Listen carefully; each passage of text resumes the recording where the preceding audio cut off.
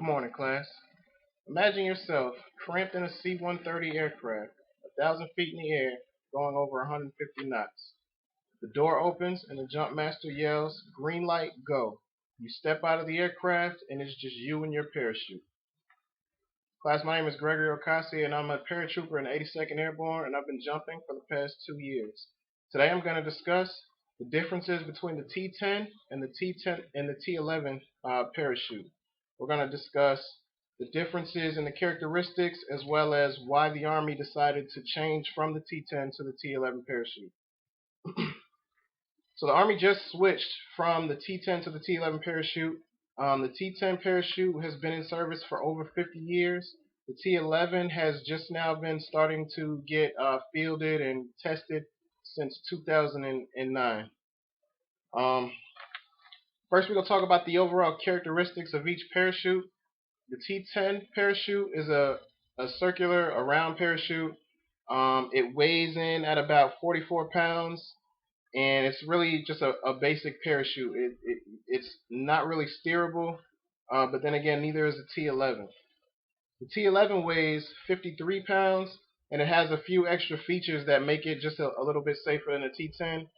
For example, there's a slider that comes down that it aids in the parachute actually opening, so you have less chance of what's called a cigarette roll, which is when you jump out of the aircraft, the parachute looks like a cigarette and you just burn in straight to the ground and you have to rely on your reserve parachute.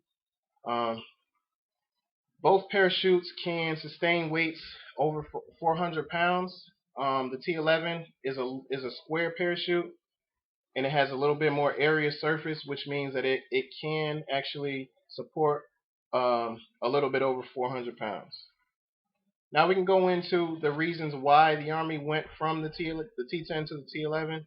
The T-10, like I said before, is a basic parachute, so therefore it's an older parachute. Paratroopers now weigh a little bit more and they carry a little bit more weight than they did, maybe, let's say 50 years ago. The average paratrooper is a lot heavier than the paratroopers 50 years ago. The T-11, which has more area surface, it has a slower descent. So the T-10 parachute, you'd be falling to the ground at about 22 feet per second. With the T-11, you fall at about 18 to 19 feet per second. So what that does is, if you're falling to the ground slower, that means your body will hold up a lot better than if you were falling a lot faster. With the T-10, there was a lot of injuries that took place from repeatedly hitting the ground over and over, at 22 feet per second. With the T-11, you fall a little bit slower, so there's less wear and tear on the body because the landings are a lot softer. With the T-11 and that extra piece of equipment that helps it open, it's less chance for malfunctions, and it's a little bit, it has toggles on it, so it's not really a lot more steerable than the T-10, but you can maneuver a little bit better than with the T-10. So right now I'm just going to demonstrate a piece of equipment that goes hand in hand with a combat equipment jump. There's two types of jumps in the Army. There's Hollywood jump, which is just you and your parachute, and then there's combat equipment jumps, which you jump with your rucksack filled with your gear and your weapon, whatever weapon that you're assigned at that time.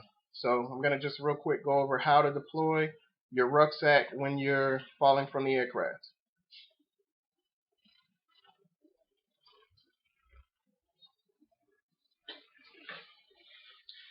So here you have your basic rucksack. It can be filled with whatever gear you have at the time.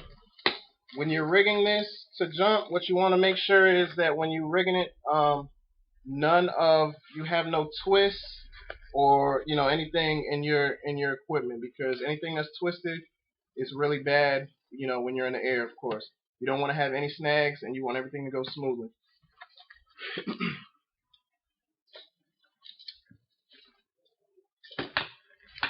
So once you're ready to go, the equipment, these snap hooks will attach to your parachute harness.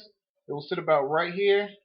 When you jump out the aircraft, once you get to about, say, 100 feet above the ground, which is about tree level, then you're going to want to release your combat equipment.